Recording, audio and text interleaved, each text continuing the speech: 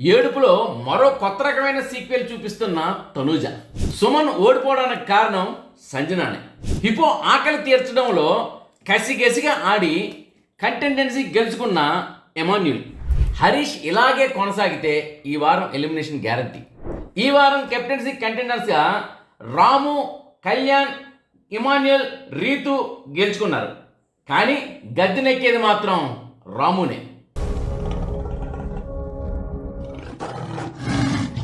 Hi, hello, నమస్తే. నేను మీ SS Patnaik. చూస్తూనే ఉండండి పెమ్స్ టీవీ. షేర్ చేయండి, లైక్ చేయండి, సబ్స్క్రైబ్ చేయండి. అక్కడ కనిపిస్తున్న గంట సింబల్ని క్లిక్ చేయడం మర్చిపోవద్దు. ఇక రాత్రి జరిగిన కొత్త ఎపిసోడ్లోని నా ఒపీనియన్ ఏంటంటే మొత్తం టాస్క్లేనండి. నిన్న రాత్రి గేమ్ మొత్తం టాస్కులతో నడిచింది. అసలు అది కెప్టెన్సీకి కంటెండర్గా వాళ్ళు చేసే ప్రయత్నం అనమాట. అక్కడ 4 ఆప్షన్స్ ఇచ్చారు. ఇంకా అందరూ కూడా కెప్టెన్సీ కంటెండర్స్కి వచ్చారు. 4 గెలుచుకోవడం జరిగింది. అయితే ఈ కోణంలోని కళ్యాణ్ బాగా ఆడాడండి. ఎంత చక్కగా ఆడాడంటే కళ్యాణ్కి ఇమాన్యుల్ సపోర్ట్ బాగా దొరికింది. ఫ్లోరా కూడా తన వంతు తాను సహకారం చేసింది. ముగ్గురు బాగా ఆడారు. ఆడి మొత్తానికి ఇమాన్యులు, కళ్యాణ్ ఇద్దరు ఫిజికల్గా ఎంత కష్టపడ్డారంటే ఇంత అంత కాదు. ఒక విధంగా చెప్పాలంటే అక్కడ హిపోపొటమస్ అని ఉంటుంది. ఆ హిపోపొటమస్ అరుస్తుంది. అరిస్తే ఆ బాల్ తీసుకెళ్ళి తన ఆకలి తీర్చాలి. తన ఆకలి తీర్చే కోణంలోని ఇమాన్యుల్ పడే యాతన, తపన, ఆట, ఇక పెనుగులాట ఇవన్నీ చూస్తుంటే ఆ హిపో ఆకలి కసిగా తీర్చి తను కంటెండెన్సీ గెలుచుకున్నాడండి. యాక్చువల్గా మొట్టమొదటి గేమ్లోనే వచ్చేసి కళ్యాణ్ గెలుచుకున్నాడు. ఆ తర్వాత కళ్యాణ్ రెండోసారి కూడా గెలవడంతో, ఈ టాస్క్లో కూడా కళ్యాణ్ గెలవడంతో అక్కడ ఏం తీసుకుంటారంటే కంటెండెన్సీనే తీసుకుని వచ్చి ఇమాన్యుల్కి ఇచ్చాడు. నేను ఇమాన్యుల్కి ఇస్తున్నాను, ఈజ్ డిజర్వ్ అని చెప్పేసి. సో అది చాలా హ్యాపీ అనిపించింది. ఎందుకంటే మొట్టమొదట ఇమాన్యుల్ తనకి ఇచ్చి ఇది నీకే ఉంచుకో అని చెప్పేసి అనడం. ఇప్పుడు ఏంటంటే ఇమాన్యుల్కి ఎదిరించాడు. అయితే ఈ టాస్కుల్లో ఏంటంటే ఓకే, ఇవన్నీ మీరు చూశారు, వీటి గురించి ఇంకా ఆడారు, వాటి గురించి మనం ఎవరి అనుభవాలు ఇవి, ఎవరి తాలూకా ఒపీనియన్ వాళ్ళది, ఆ రివ్యూల విషయం పక్కన పెడితే అక్కడ గేమ్ అవుతుంది. కెప్టెన్ కంటెండెన్స్ ఇద్దరు గెలుచుకున్నారు. ఎవరు? మన కళ్యాణ్ని, ఇమాన్యులు. ఇద్దరులోనే 3 జతలుగా ఎంచుకోమన్నారు. అంటే ఇక్కడ ఉండేవాళ్ళు 3 జతలను ఎంచుకోండి. ఈ 3 జతల్లో ఆడాలి. ఆడిన తర్వాత అందులో 3 గెలాలి. ఆ 3 కూడా కెప్టెన్, అంటే మొత్తం 5 ఉంటారు కెప్టెన్ కంటెండెన్స్. ఈ 5లో మళ్ళీ గేమ్ పెట్టి అప్పుడు ఫైనల్గా ఎవరు గెలిచారనే దానికి కెప్టెన్షిప్ ఇస్తారన్నమాట. సో ఇప్పుడు పవన్ కళ్యాణ్ పడాల కళ్యాణ్ గెలుస్తున్నాడు అనుకునే దానికి ఏంటంటే కొంచెం చొక్కెదురయ్యింది. మొత్తానికి ఏంటంటే వాళ్ళు లోపలికి వెళ్ళి కూర్చొని ఇమాన్యుల్ అనే కళ్యాణ్ బాగా వాళ్ళిద్దరూ అనుకొని ఇక ఎవరికి ఇద్దాం అనుకున్నారు. అయితే హరీష్ ఫస్ట్ హరీష్ గారు మీరు ఆడతారా అని అడిగారు. లేదండి, నేను ఆడలేనన్నారు. ఎందుకంటే అతనికి కాలు ఏదో ఇంజూరీ అయిందని. ఇక్కడ ఆటలో ఏంటంటే తన వంతుగా తను కృషి పెట్టారండి. ఇప్పుడు ఇలాగే కొనసాగితే కష్టమే. ఎందుకంటే తను ఒంటరిగా కూర్చుంటున్నాడు.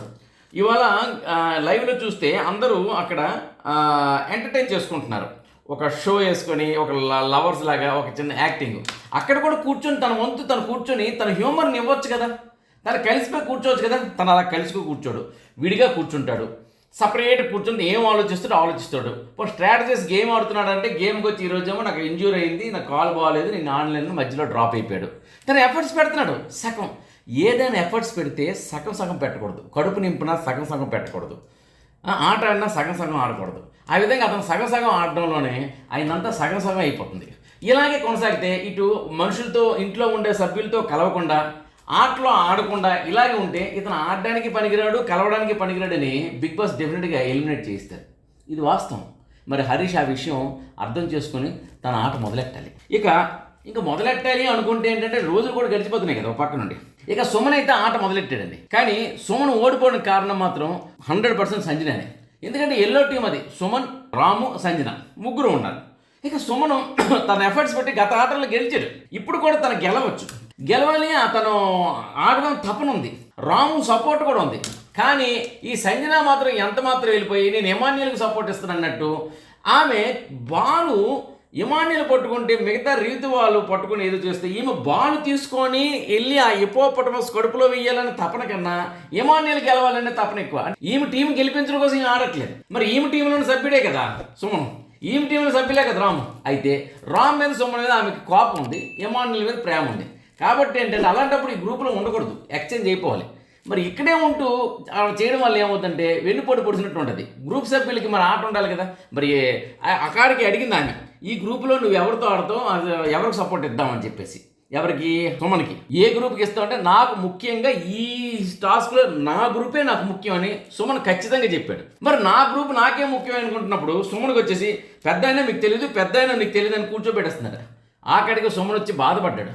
ఆ మాట్లాడితే పెద్ద అయినా నీకు తెలియదు, పెద్ద అయినా నువ్వు కూర్చో, పెద్ద అయినా మీరు ఊరుకున్నట్టు పెద్ద అయినా అంటూనే నన్ను కిందకి పడేస్తుంది సంజన అని చెప్పేసి బాధపడ్డాడు కూడా. నిజమే, తనకంటూ ఒక ఒపీనియన్ ఉంది, తనకు గెలవాలని ఉంది.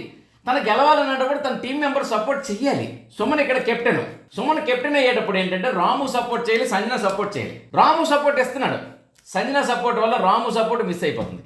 సుమన్ ఒంటరి అయిపోతున్నాడు. అయినా సరే ఒంటరిగా పోరాడాడు 3 సార్లు. ఎన్ని సార్లు అయిందో బాల్స్ అన్నిసార్లు కూడా పోరాడాడండి, కానీ ఫలితం లేకుండా పోయింది.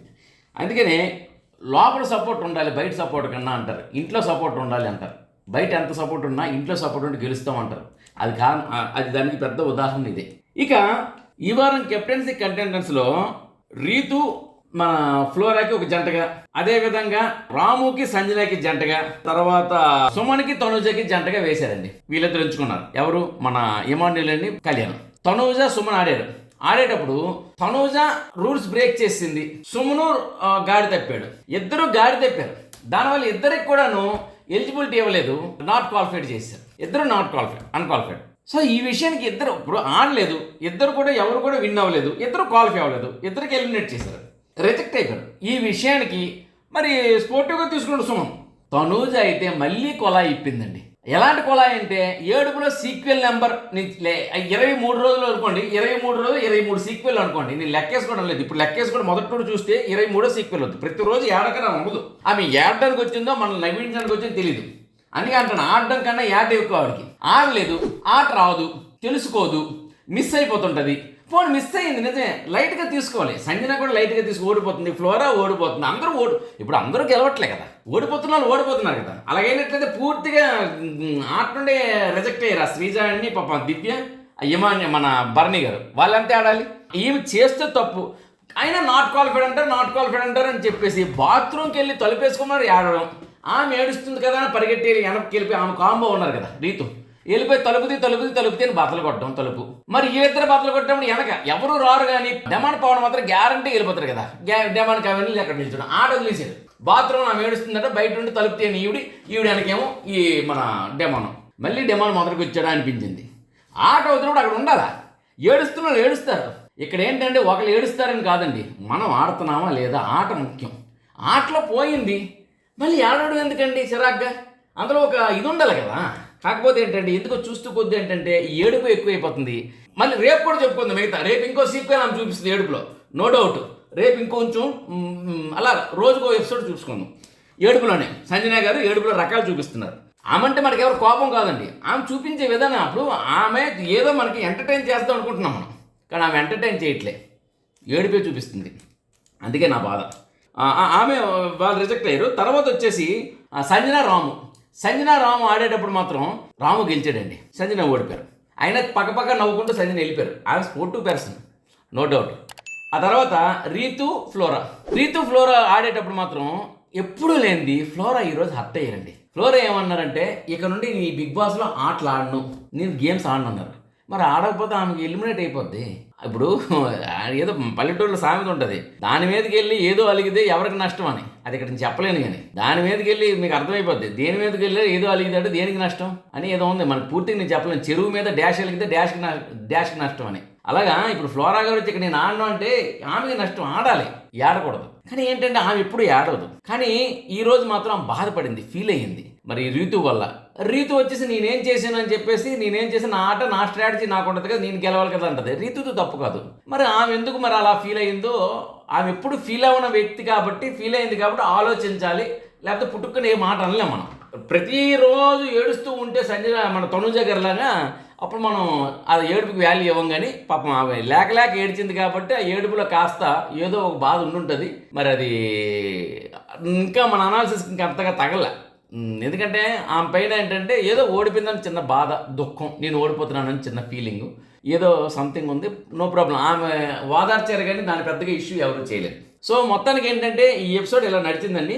అయితే ఇక్కడ ఇంకొక చిన్న గుట్టు నేను చెప్తున్నాను. పడాల కళ్యాణ్ కష్టపడి గెలిచాడు, ఎమాన్యుల్ కష్టపడి గెలిచాడు, అదేవిధంగా రాము కష్టపడి గెలిచాడు, తర్వాత రీతు కష్టపడి గెలిచింది.